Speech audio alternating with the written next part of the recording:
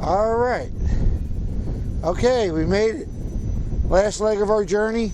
We're here in Clifton Forge. As you can see, it's snowing.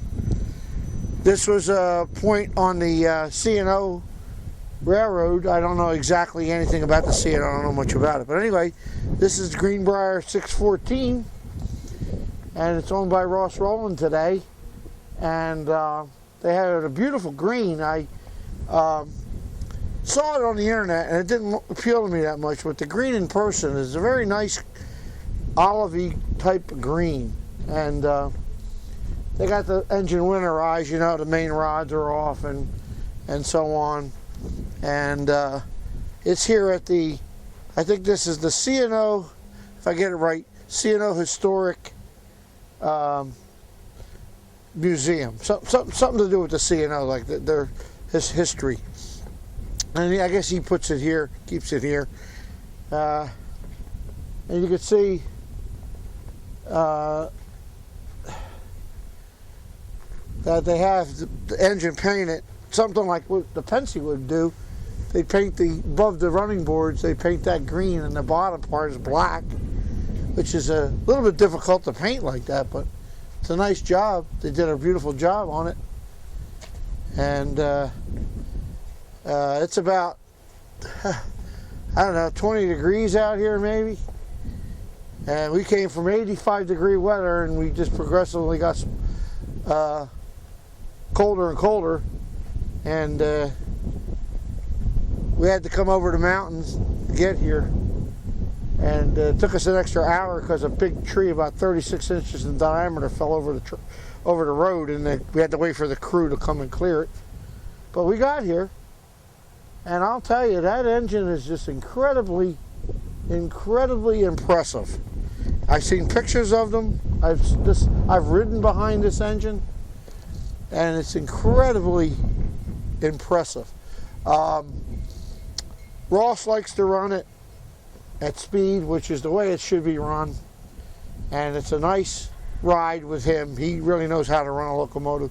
And like I said, I met him not that long ago in person, and one personable person, very nice man. Mention the word steam, that's it. But that's it, the mighty Greenbrier. Baker valve gear, nice modern Baker valve gear. DV7 lubricator here, and they have a little extra tank on it. And they have a Detroit on the other side. Yeah. And looking inside, now it's a one-piece frame and cylinders all in one. This is the ultimate Lima power. Built in 1950, I think. 49, 50, somewhere in there. Box pock drivers.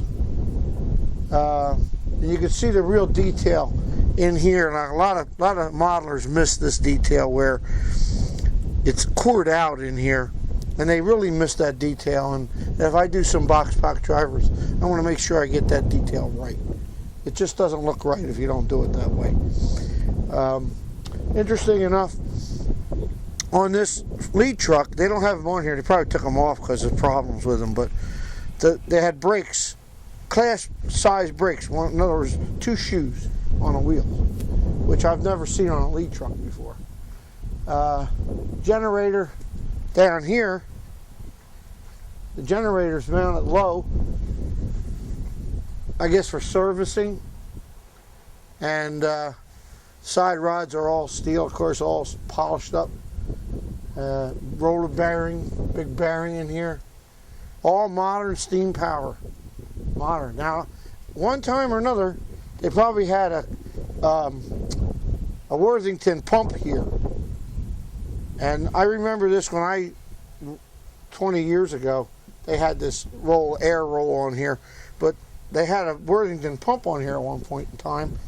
And then up here, you could see where there was a bracket right there where the Worthington pump, cold water pump, now I guess that would be the hot water pump. That one turbine down there would pull water from the tender, put it up into what they call a pipe ditch in there. It goes up inside there. And now this is a lag, believe it or not, this is a lagged smoke box. This smoke box has lagging on it. That's why you don't see any detail. But underneath there would be the feed water heater, and then it would be pumped from there through this pump into the boiler. And they had a check valve on the top there. Where you see it here, there's also a check valve here from the other injector. Now, they might have added that injector. I'm on the engineer side of the locomotive. A little tough to get a picture. Sun shining here, right in my face, but do the best we can. Power reverse gear, Model H. Model H, power reverse gear, which is typical of the modern power. I have no clue what that thing is. Probably some kind of something for the braking. That right there. And a water separator, which I'm going to be making pretty soon on the K4. Water oil separator for the air. And this is another generator here. MO6. They put them low, I guess, so they can maintain them. And the funny way the exhaust comes up and it goes down, and where the heck does the exhaust go? Let's see. It goes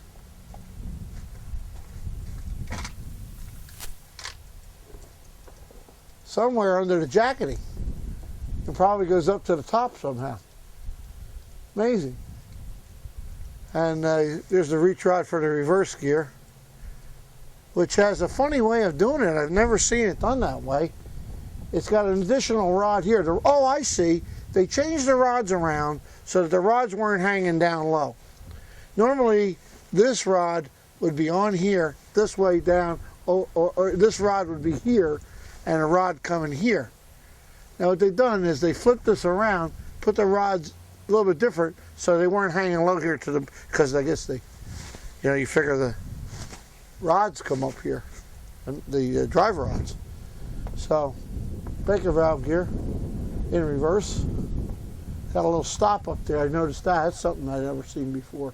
When it comes closer, it hits that stop, so it can't go any further. Stop the valve travel. Injector comes here, right here. Goes up over the top right there. Got lights under here, and it's pretty well done. I mean, you look at all the little details here. You're going to build this engine. You want all these little details. I would come down here and take pictures of everything. And my model of this engine would have every single detail that this one has.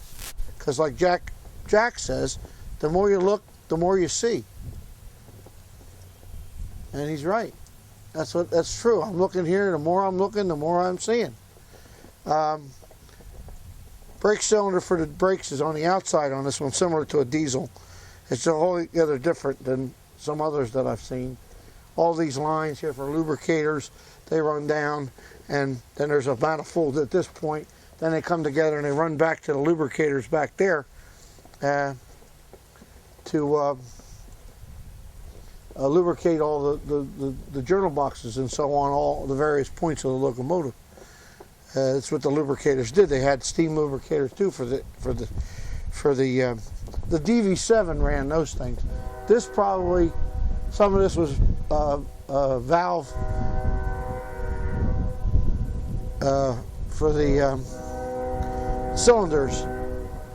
Here's where it drives off right here, and it's wired up here so it doesn't work. They just wired it up there. So it wasn't pumping for no reason. Okay, one cylinder, brake cylinder in here. And according to Lima practice, a lot of times they had another one. It's, I don't know, in this one or behind here. In there.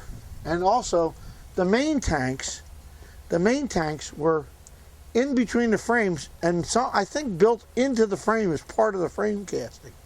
What I recall seeing in the books. That's a pretty interesting modern idea. Wrap up our trip. That's it. On our way back to Trenton today. Stop, get something to eat, and heading back. We're about 500 miles from home, so. One day we're going to come here, and when they're running this, they have 1.5 inch scale here also, and they run here just a loop of track. They have Andy Clarici's, they have his CNO Allegheny here, and they run some other engines, and they have a diesel. But that's it. Beautiful, absolutely beautiful. So thanks for watching all the videos, and we'll see you again on the next video.